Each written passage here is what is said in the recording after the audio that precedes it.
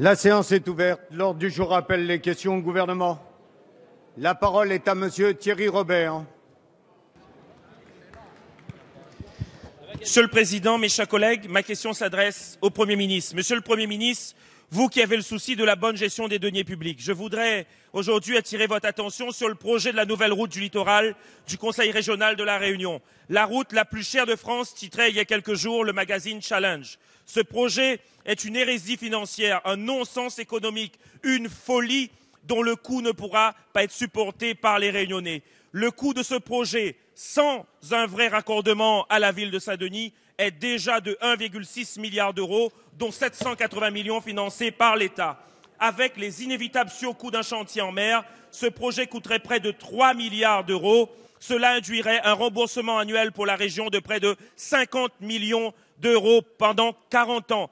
C'est la Caisse des dépôts qui le dit, pas moi. Le projet actuel priverait la Réunion des ressources nécessaires pour accomplir ses autres missions. Par ailleurs, aucun autre mode de transport qui préserverait l'environnement ne pourrait être envisagé et la Réunion se verrait condamnée au tout-voiture. Oui, la route du littoral doit être sécurisée, c'est impératif, mais des options plus indiquées financièrement doivent être envisagées. Plusieurs architectes ont présenté des alternatives à ce projet qui, à tout point de vue, n'est pas abouti, notamment sur le plan environnemental. Par ailleurs, ces dépenses entraîneront une pression fiscale intolérable pour les Réunionnais. Enfin, contrairement à ce que laisse croire le Conseil régional, il est encore temps de modifier ce projet, il est encore temps d'agir avant de mettre le doigt dans l'engrenage et de se retrouver dans une spirale infernale. Sachant que nous pouvons raisonnablement envisager un projet alternatif moins onéreux, mais tout aussi efficace, Monsieur le Premier ministre, pouvez-vous saisir pour avis la Cour des comptes sur cette politique publique financièrement hasardeuse et par ailleurs demander au préfet de la Réunion de saisir la Cour régionale des comptes afin qu'elle se prononce sur l'équilibre économique des marchés passés. Je vous remercie. Merci. La parole est à Madame Georges Paul-Langevin, ministre des Outre-mer, que l'on écoute dans le silence, s'il vous plaît. Merci, Monsieur le Président.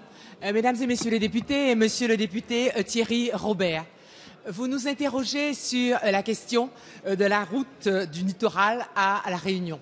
Alors, je sais bien qu'en d'autres temps, d'autres options avaient pu être envisagées. Mais aujourd'hui, il ne s'agit plus de projet. C'est déjà un chantier et c'est déjà largement engagé. Vous savez que cette route revêt un caractère particulièrement structurant pour l'île de la Réunion, pour son économie locale et aussi pour la cohérence de l'aménagement. Il s'agit de permettre aux Réunionnais de disposer d'un axe routier sécurisé, moderne et gratuit. C'est vrai, c'est un chantier qui est extrêmement onéreux puisque, effectivement, il s'agit de l'ordre de 1,6 milliard d'euros. Mais l'État a engagé d'importants moyens financiers aux côtés de la région et nous avons conscience de l'importance stratégique de cette route, des enjeux économiques et environnementaux qui s'y attachent. Nous serons vigilants par rapport aux engagements qui ont été pris par la région Réunion pour que les impacts environnementaux soient limités au maximum.